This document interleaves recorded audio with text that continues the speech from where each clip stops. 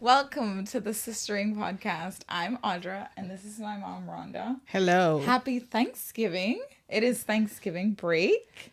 I've been off of school for a whole week, well, almost a week now, and it's been so restful. So I pray that you guys have had good rest. When we were thinking about what we wanted to talk about, we obviously wanted to keep thankfulness in mind. And one of the things that had continued to show up a couple of times for me in the last 2 weeks, maybe, has been Luke 17:11 through 19. And it's when Jesus heals 10 people, 10 men with leprosy, and only one came back to thank him. And it was just so poignant because it came up twice. And I was like, okay, God, why are you bringing this back? And it was just this reminder of being thankful for the things that he has given us, but that sometimes we in our excitement to receive the blessings that he's given, we sometimes forget to be grateful and thankful. We forget to go back and give him the thanks that he deserves. So it was just a timely reminder to be thankful, to be grateful for what we have, but also just to be sensitive to it. And so, yeah, that was really cool. So as we started talking about this more, Mommy had some ideas. Yeah. Well, for me, it's been an interesting 2 weeks in my work, in my ministry, in my home, and of course, thankfulness comes up. You know, who's the person that puts who the persons that put smiles on your face? Well, immediately, who's the persons that put smiles on your face? What's the first set of people? My babies. Right. And that's the same thing for me, my granddaughters, right? Children, they're just so special in our lives. But there are a lot of other people too. In the same vein, before Thanksgiving came up in our birth country of the Bahamas, we had a major tragedy where a young girl lost her life, and her life was taken tragically. And they're saying that the perpetrator was mentally unstable. So in that, I see two really horrible situations.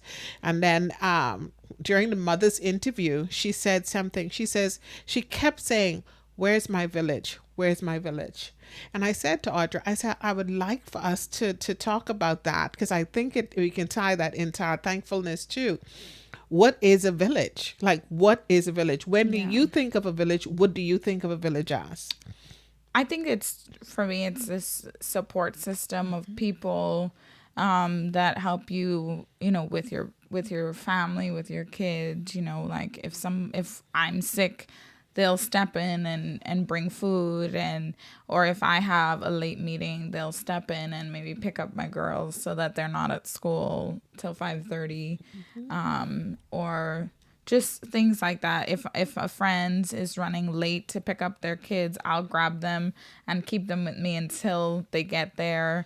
Those sort of things. Praying with each other, being able to really like, hey, I'm going through this season right now and it's tough and I need this. I need you to hold me up. I need you to kind of both, support me while I walk this, but also take care of my people while I don't have what I would like to be able to give. Yeah, and that's exactly right. I think she said in what she spoke about a couple of times, she talked about support. Remember, our sistering podcast is based on that, right? When I'm weak, who is going to be strong for me? And we're talking specifically to sisters, but it could be anyone. When we think of a village, it's an African proverb, right? And it says it takes a village to raise a child. And when you look at the meanings of it, it says it takes an entire community of different people interacting with children in order for a child to experience and grow in a safe environment. The first thing we talked about is who brings smiles to our face, and it was our children.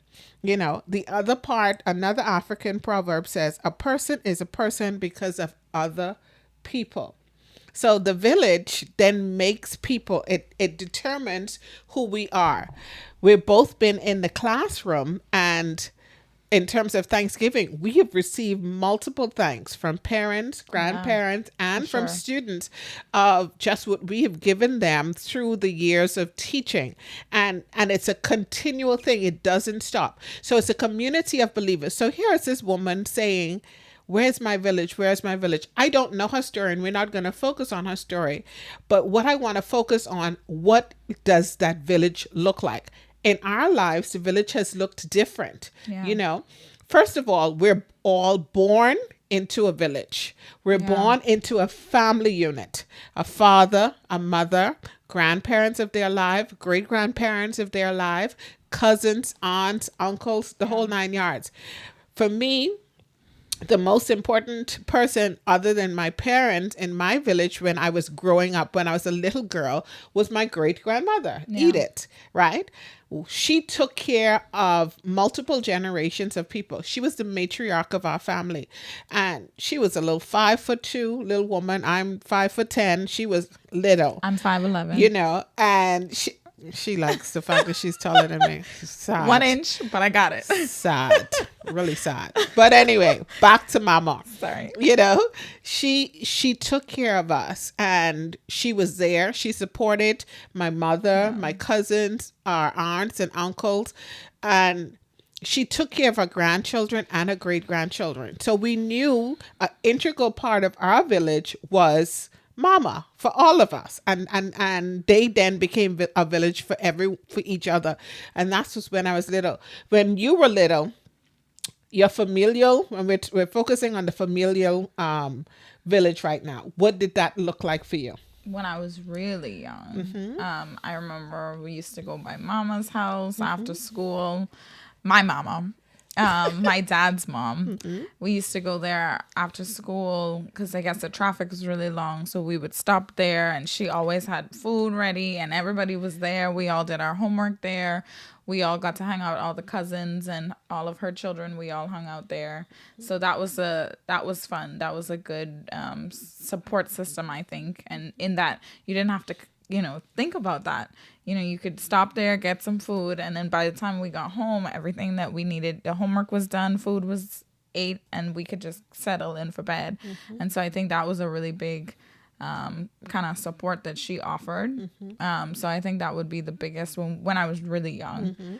And that's interesting because, okay, so she sees it from her perspective. So see, this is something I want you to really understand too, right?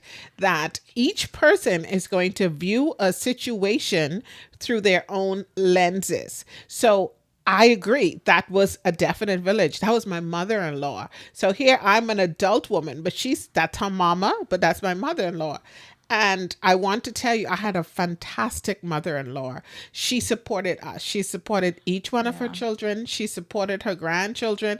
There was a time where she would purchase a grocery. When she went to the grocery store, each grandchild had their own specific grocery bag that she bought. They all liked different things. Yeah. And she cared about that. She cared about that. She loved to feed us. She's a Long Island woman, right? So she loved to feed all of us. Yeah. So that was her joy. But she taught us so many things. She taught me how to plait straw because she had retired after a certain point, and she would plait straw and different things like that. She was in the church. She was a deacon in her church. Boy, she was. And she would take the children to church. When that battle is over, we shall wear a crown. I mean, them ladies were in there just singing, and it was hot in the church, and we were all there like, why are we here? But to this day, we're in our 30s, late 20s, early 30s, or 30s, and we're all like, anytime we talk about Mama, that comes up. Yeah. That song, and we're all with the tambourine, just killing it. It was something that we didn't think was important then, but super, super important. I remember she'd take us to the pool. All the cousins, we'd go to the pool, and she'd have us in that pool for hours. And whose pool were you by? Aunt Linda. Yeah. Because Mama, that was her younger sister, and she would travel. Her husband was from England, and she would travel. They would go away for the summer, and so Mama would take care of the home and house sit for her. So again, there's that support and the village, right? Yeah. But she talked about the church ladies when they went to church. That's a different village. So you have the familial village, but then you have the extended village. We can't kind of mentioned ours as educators, as teachers. We Oh, are yeah, an extension of that home for because sure. we get to spend how much? 8 hours 8 hours a a day. day through the week with these kids. And if we're really looking at it, we spend more time with these children, with our students, than they do with their parents. Engage time, right? Yeah, definitely engage, when you break down the hours. Because by the time we get home from school, it's food, bed, homework, and sleep. It's not a lot of hanging out and interacting. And so, yeah, it's like, as a teacher, what does that look like, being a village for these children, For me, it's pouring into them in the ways that I see God calling them, So I have a student, and he loves to talk, and he has a lot of energy. And I told him, I was like, you're going to be a youth pastor one day, because that level of energy, I don't know. And you just talk, So talking, people usually that have the gift of speaking, they end up being teachers or pastors or something in that realm. Right. And he was like, wow, like, that's what you see in me? And I'm like, yeah. And I said it half joking, but like, it was something that really stuck with him, Yeah. Just having students in my classroom that never enjoyed school. They never liked going to school. They always hated school. And now getting parents saying, like, my kid is excited about school. When I pick them up, like, they're talking about you and what they do in their classroom, and they're having fun. Like, they enjoy school.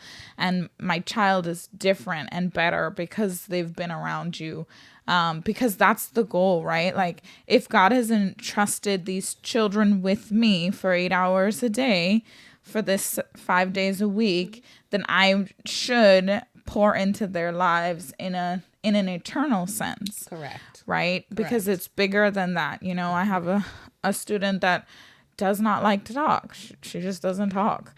And I told her mom at the beginning of the year, I was like, by the end of the year, she's going to be talking. She's going to be loud. And her mom was like, okay. And just in the last couple of months, like, she was like, the other day, she's like, Miss D, if I yell really loud, will you give me an M&M? And everyone was like, whoa, is she yelling right now? And we're all like, what? Yay. But there's an encouragement that happens, when you're pouring into them, and that they should be in a safe place. Yes. Right? Because Yes. you're sending your kids somewhere for 8 hours a day for 5 days a week. They should be safe. Yes. And so, like, I am their biggest protectors at school. Like, we don't talk like that. We don't do that. We don't behave like that. Yeah. We treat each other with respect. We're kind. Like, that's just something we're going to do in this class, and we're going to support and love each other. But we're also going to create a safe place, because we don't know what somebody else is dealing with outside of here. So when we come into this classroom, we're going to uplift each other. Yeah. And it's been really encouraging to watch sixth graders, like, hey, dude, don't say that. You don't know what they're doing. You don't know what they're dealing with. Right. And, like, just even, like, praying over each other and loving on each other, because they've heard, oh, wow, I didn't know you were dealing with that. And so they treat each other better because there's a standard of safety there. Right. And so then they've been able to village each other. Which has been cool, Exactly. And see, that's what I want to show you, right? Sometimes we're like, well, where's our village? But let's define what that really looks like. I have students that I taught years ago. They're adults, they're married, they have children, and they still call me. And she's Mrs. D and I'm Mama D. And they still call me and they tell me what's happening in their lives. They want me to be a part of their lives. So it's a continual process. And like she says, even those students, as she's teaching and she's training them, they have now you're teaching them how to become a village for each other. So we talked about the African problem, but the biblical aspect of this is, if we look at the Acts church, if you go into the Acts in the Bible, you will see that there came a point where they were forming the church, and it specifically said they loved one another. And they loved one another so well that each person didn't have a need. So if I had a need and Audra knew I had a need, she met that need, vice versa. Yeah. So nobody had a need because the village took care of everyone else. No matter how small. No matter how small, no matter how big. It even said that people sold their possessions to make sure that the village was taken care of, that the church body was cared for. And I believe that that's what Christ ultimately mandated for us, the church, to look like, that we love one another. That says that they will know us by our love. How are we loving? The Bible also tells us, right, to love someone else like you love yourself. Right? That's what it says. Love your neighbor as yourself. Yeah. That's villaging. What does villaging mean? It means that I'm going to support you no matter what. Where you need help, I'm going to be there. So when we think of the church aspect, I think of those women she talked about with Mama, right? Those women were Mama's village. Yes, she had her children, she had her sisters, she had her family, but she also had a church family. Those women, no matter what, they would show up. If any of them was in the hospital, if any of them were in need, they would show up. They showed up at each other's homes. They cooked. They prayed for one another. You know, for me, I have multiple villages because I'm Bahamian by birth. We have lived in Virginia for 12 years. Now we're in Florida. Again, I'm in Florida again. This is my second term in Florida. And so I have multiple villages around the world. And it's such a blessing to me because at any given time, if I have a need, if I have a request, I can reach out to my village in those 3 different places and other places around the world. And I know that I have sisters who will, I guarantee I have sisters who will pray for me. Yeah. So my village is so big in so many ways. So you have a small village, a microcosm of a village, and then you have a bigger village. And so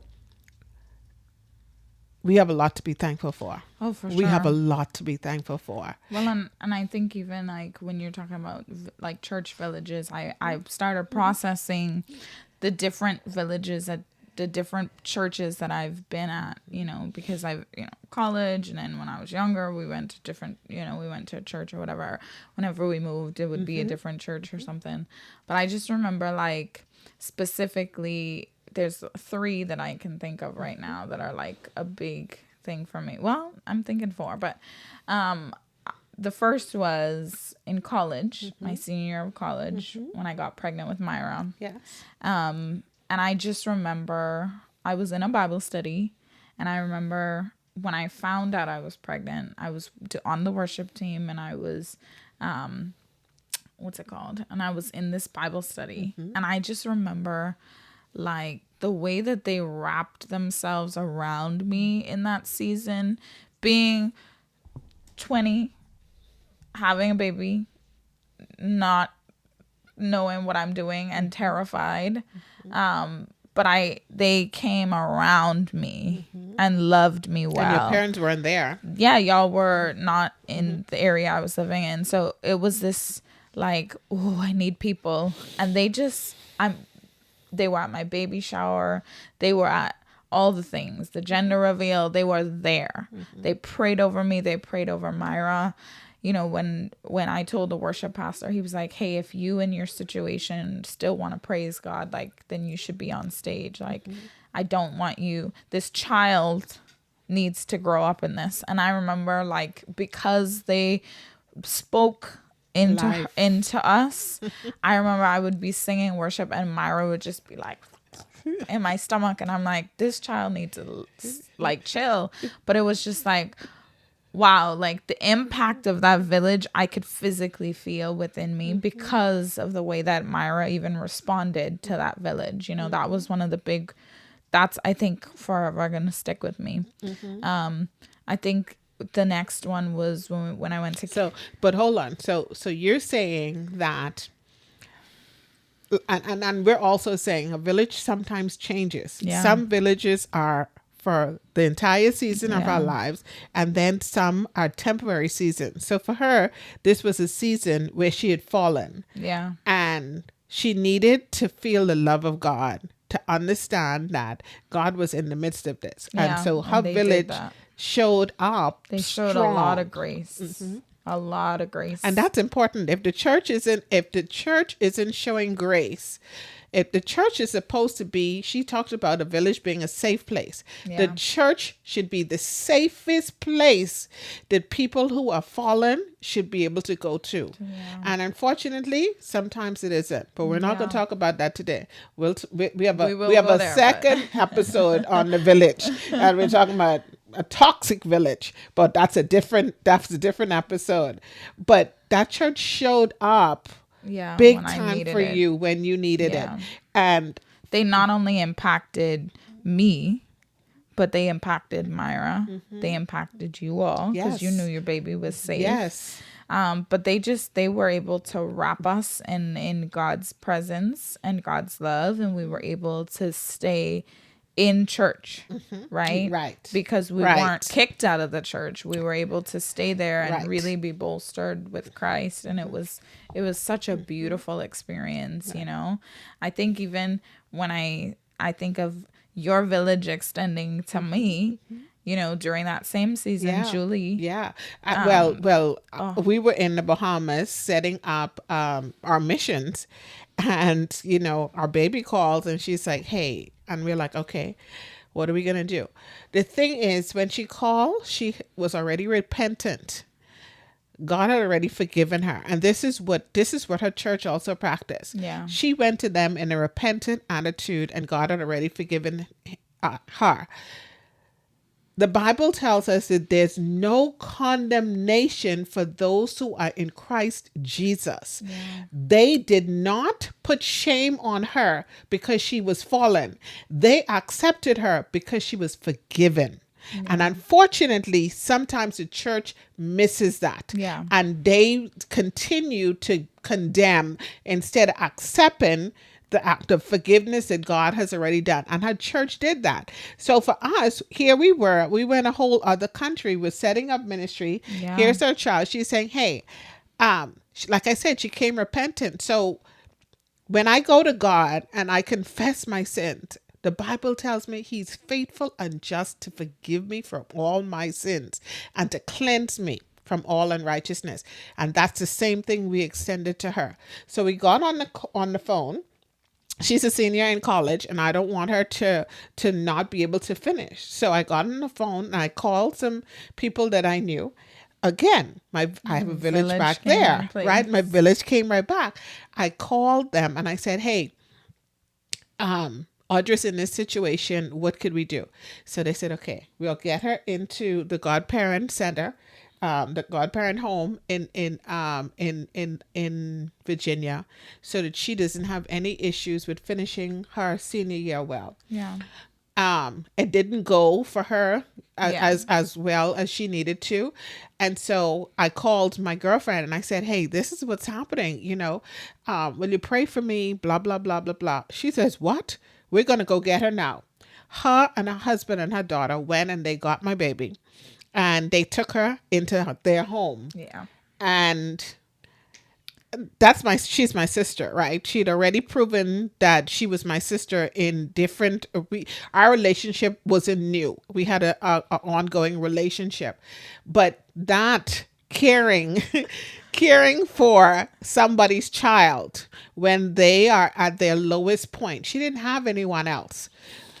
And so for her to take her in and to care for her, like I said, the villages in different seasons. She didn't understand how the village was going to tie into this thankfulness. This is happening? For those of you who don't know, I don't like to cry. She hates crying. I'm a gangster. She likes to hide her emotions. Ugh. But she stepped up. Her family stepped up, Yeah. and they loved on her and they loved on They loved Myra. me well. They So loved us well. so well. So much so that the husband, he was out of town around the time that I was supposed to have Myra. Yes. And Myra would not come. She would not come. And she came When he came the back. day he came back. Yep. When he came back was when she showed up. And he was like, she was just waiting on me to get back. It was just, they loved me well. And it was it was cool to watch your village extend to me. Yeah. Yeah. And when I needed it. Yeah. It was cool. Yeah. And I had been there for their daughter, so that's what Yeah. I want you to understand too. A village isn't about taking. A village is about giving and giving, giving and taking, giving and taking. Today you, tomorrow it may be me. Yeah. You know, For sure. Myra's grandmother was another big Oh, component big of your village. village. Big You village. know, when Myra came, yeah, yeah, because you were still in the States. So she didn't meet Myra until Myra came to the Bahamas. But when Audra got to the Bahamas, this woman loved on Audra like Audra was her daughter. Yeah. She loved She did. you She was well. awesome. She loved Myra well. She says, Audra, I'm going to babysit. I'm going to take Myra. Yeah. I'm coming to get Myra. And for a while, I was like, no, she's still too little. She's my baby. I have to keep her. And then finally, I was like, okay. And she came every weekend, took her baby. And no matter where you were, She was like- she would find you where she's you like, were "That's to my come baby." and get her Yeah. granddaughter. Yeah. But it wasn't just about her granddaughter, it was also about Audra. She would come to the house to pick up Myra, and they would walk to the car, and they would be out there for about an hour or so, just talking. Yeah. Listen, guys, a village is about those who love you and love you well, and you in turn love. We love Christ because he first loved us. A village is about loving, Yeah. Sistering. I have sisters. I have three biological sisters, and then I have I have three in the marriage, and then I have others outside the in the marriage. Right, I have two in the marriage. you're It's- three. I'm the oldest of the three. Yes, yeah. and then I have others outside the marriage too, but I have a lot of sisters. And at different times, we have loved one another in different ways. When the one next to me, when she was going off to college, my husband and I, we lived in Florida, and we took them up to school when she didn't have enough for food or whatever. They called us, and we didn't have a lot either, but we took what we had and we sent to them to make sure that they could support themselves. Hand in hand, together. That's what it's supposed to look like. Yeah.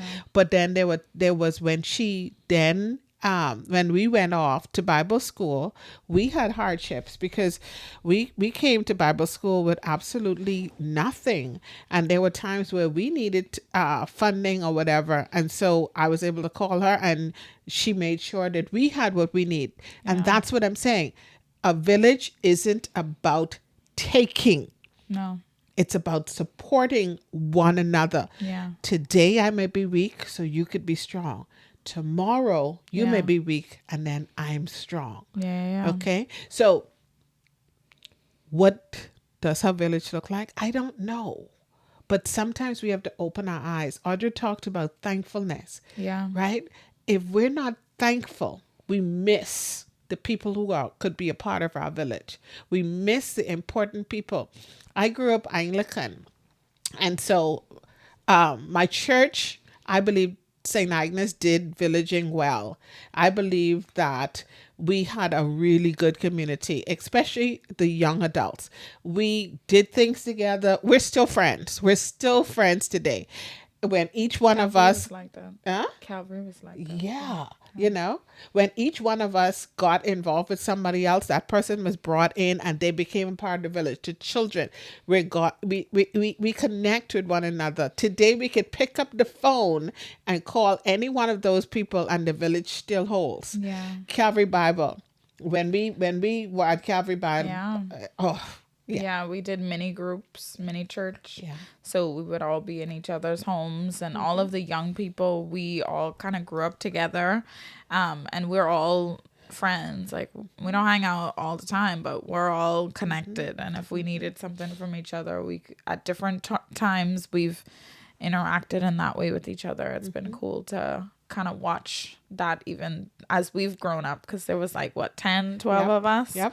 And so we're all now adults with our families, with children, and it's fun to watch. Just that support, that kind of connection Yeah. to blossom. And the village changes sometimes because of the trajectory of your lives. For So sure. for us, our lives went the route of Christianity. And so sometimes your familial unit doesn't necessarily walk that same road. Well, that means now that your value systems and the things that you're going after, you're trying to attain, they may be different than your familial unit. So your church family, the people that you're going to probably spend eternity with, they now become closer. They Yeah. become your unit more Yeah. than your familial family, Yeah, that just because happens. of the values that you share. Yeah, that does happen. Because again, you want to raise your children a certain way. Right. And so if the familial unit isn't necessarily doing it, then you're going to have a separation Yeah. in there Yeah. that, I think even what you just said, like raising your children in a certain way, I think it's so important that when we're considering our village, we consider people that are like-minded. yes. Because those people are supposed to be supporting you, and the things that they teach will impact your children. Yes. And so I think of even just the friends that I have right now in this season, that I'm in this raising of children season, and they are like-minded. I have a friend that she has two girls in similar ages of my girls, and we don't sleepovers ain't a thing, but we want our children to experience sleepovers, or so we have a sleepover. We have an all girls sleepover, so we all are in the house together, me, her, and the girls, and we watch the girls together, so they get to have it, but there's a safety there. I have a friend that has older girls, and she's like, I need you to pour into my girls, Yes. because you have something that you can give them that I don't have. Her Yes. girls are mixed, and she Yes. is my little Latina friend. I have a lot of Latina friends, but she's like, I don't have that. She was very vulnerable with me and said, hey, like, I don't have that. I don't know how to teach them how to operate as a, darker complexion person in the world and woman in the world. I don't know how to pour into them in that way, but you do. I need you to kind of love on my babies. And so I was like, absolutely, I would love that, and I have formed a connection with them where they've had some really tough seasons, and I've been able to pray over them and love them in those seasons. And it's just been encouraging to be able to feel not only people trusting you with their children, but you also being able to trust Yes. them with yours. Yes. I'm like, on Sunday, this past Sunday, the girls were like, can we go outside and play? And I'm like, I'm not outside. No, you can't go outside. Like, no, because they have to be in my eyesight. Right.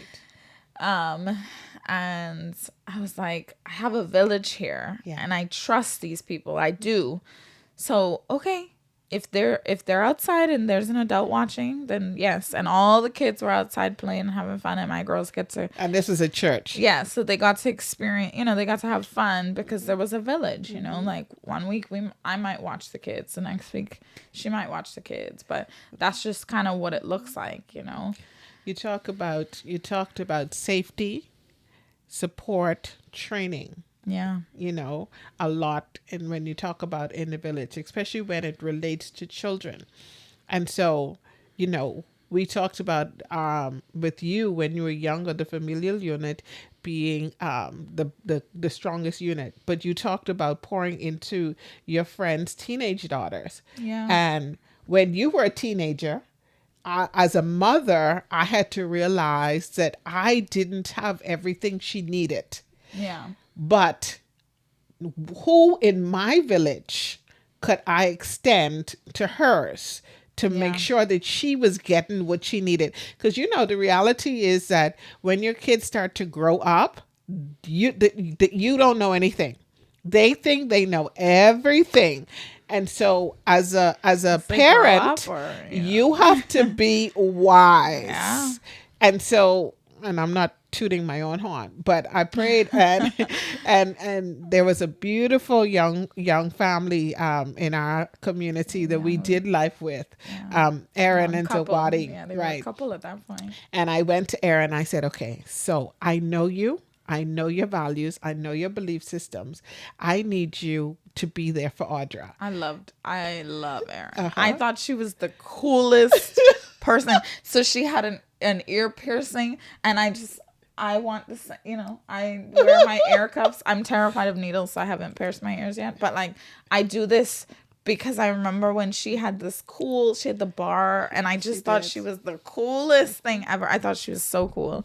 Um, and I would go over by their little apartment, and we talked about life. And at that point, boys were a thing in my life, so we talked about relationships. And she shared with me how her husband courted her and loved her well and was really protective of her, and did it right. And I was like, wow, that's amazing. Like, it was just really cool to hear. And it was the exact same thing she told me. Yes. But I didn't think it was cool coming from her because she was my mother.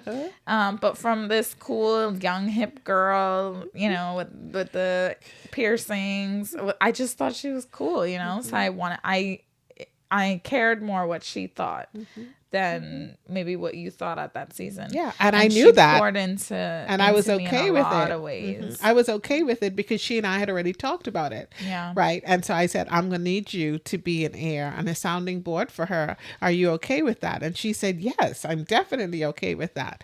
And she would come back and she would share. And I said, yeah, I know. I know you're going to tell her the exact same things I tell her. And so, but she's going to receive it better from you. Yeah, for sure. And so as you grow and you raise your children, you have to be deliberate in the choosing of the people that you want in their lives. Yeah, and I think even that, like, sometimes you don't have a choice in the people that are in their lives. But if there is prayer involved, right, which I believe God works in amazing ways, right? But God can work in situations and make it better so that it could be a village, you know? Yeah. I'm thinking of, like, with Chelsea. Like, that wasn't the greatest beginning. Right. Myra's bonus mom. But we have a village now, Yeah. Where, like, I love her babies. I love her girls. They're the cutest little things ever. But she knows she can call on me if she needs help with her girls, because she takes really good care of Myra, right? She loves Myra well.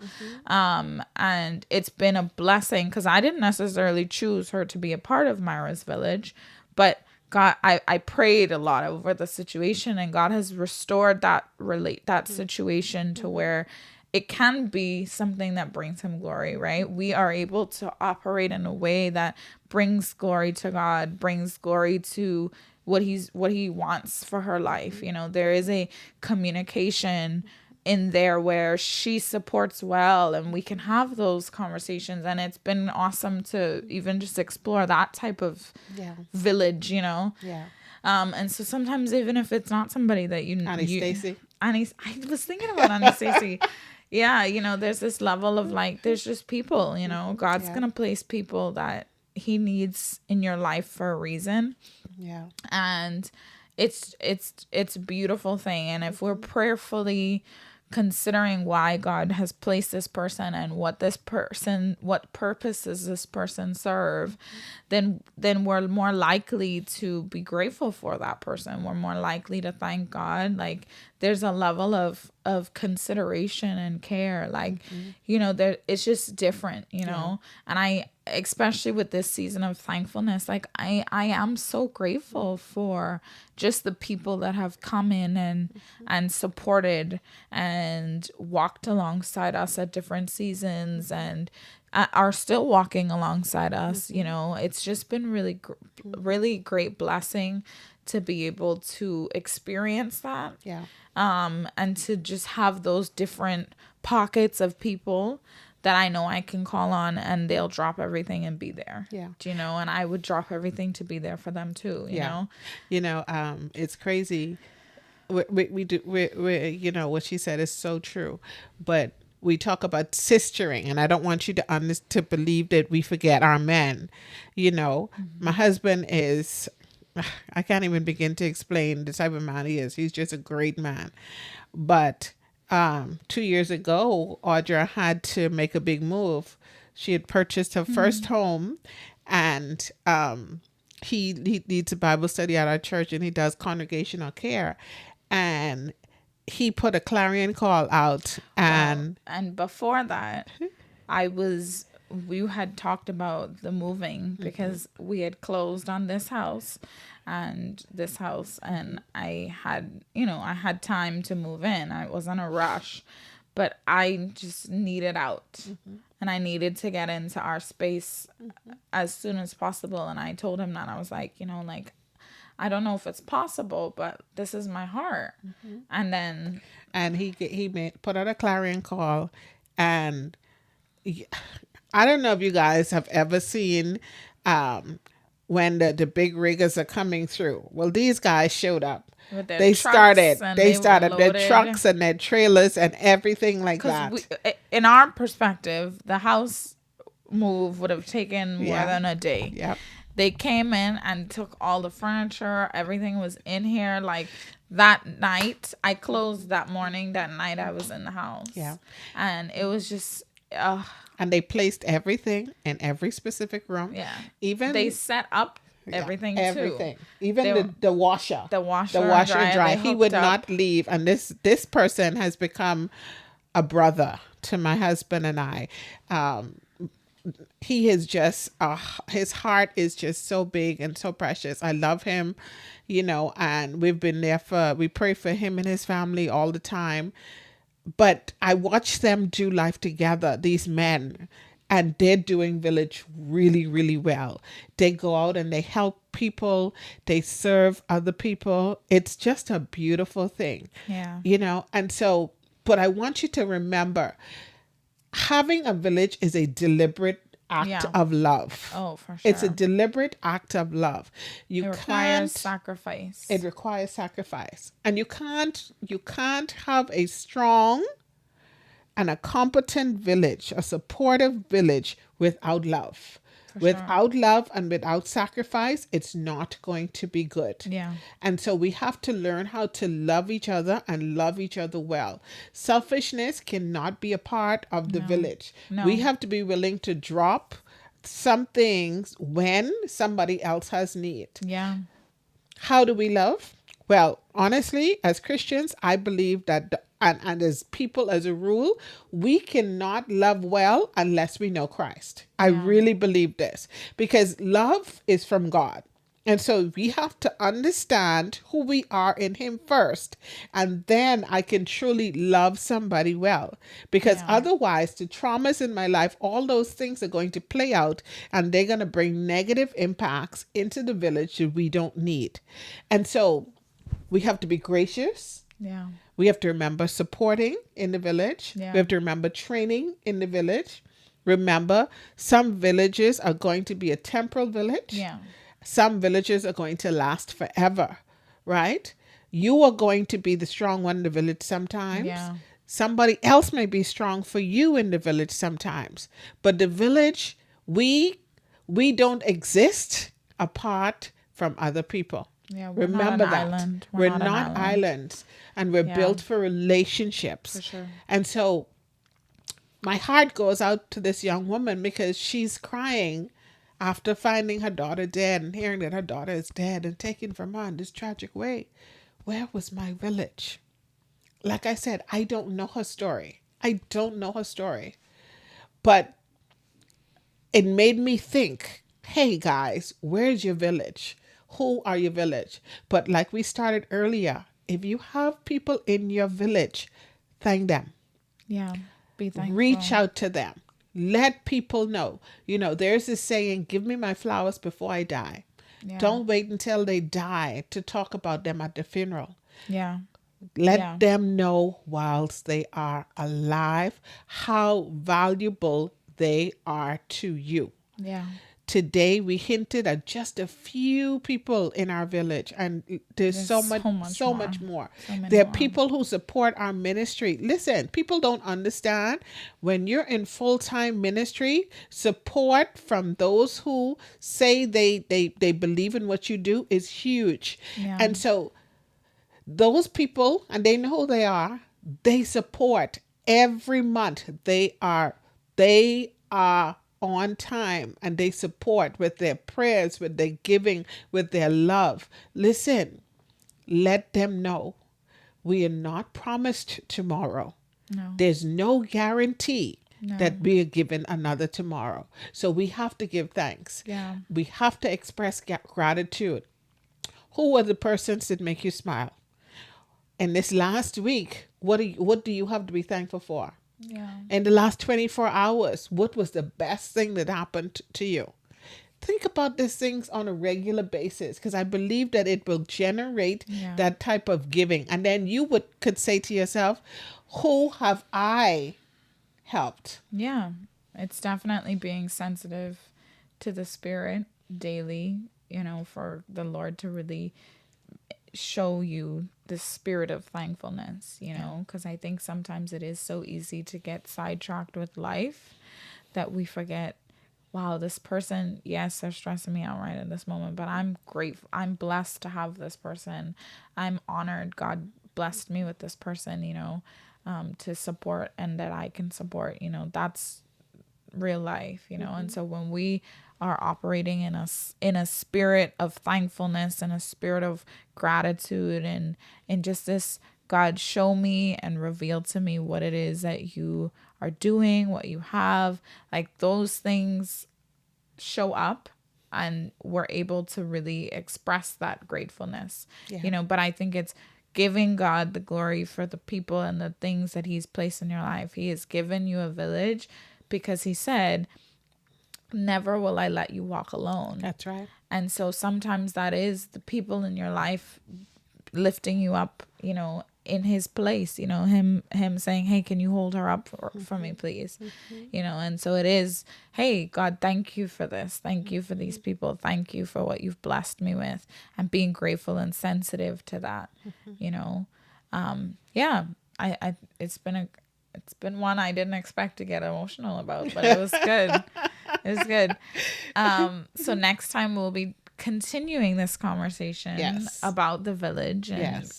More on the Opposites. opposite end of the spectrum of like, oh, what's a bad village, and so yeah, join us for that. I Yeah. think that'll go well. We look So, forward to sharing with you again. Thank you, as always, for spending some time with us. We really, really appreciate it. Like, comment, subscribe. share, all the things. Yes, all the things that that you're Yeah, need let to us know do. that you're listening. We have had great response from our friends in Thailand, from our friends in Barbados, Yeah. the Bahamas, all over the United States. We Yeah. thank you for listening, and we pray that at least one person is Yeah. affected positively Yeah. by what we do.